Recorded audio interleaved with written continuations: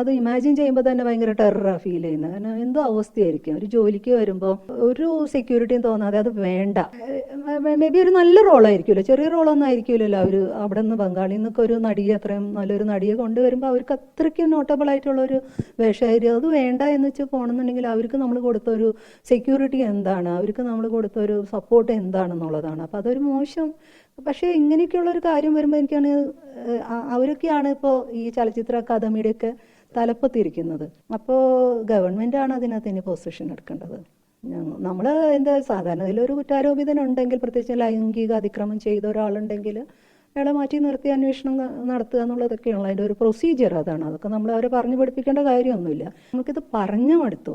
എന്താണ് നിങ്ങൾ ചെയ്യേണ്ടതെന്ന് ഞങ്ങൾ പഠിപ്പിച്ചു തരണോ എന്ന് ചോദിക്കുന്ന അവസ്ഥയിലേക്ക് നമ്മളെ കൊണ്ട് എത്തിക്കുമ്പോൾ, ഇനി സമരമാണെങ്കിൽ ഞാനത് ഇവിടെ ഈ ചാനലിന് മുന്നിൽ ഞാൻ ഇതിനു വേണ്ടി സമരം ചെയ്യുന്നു എന്ന് പറയാൻ എനിക്ക് പറ്റുള്ളൂ.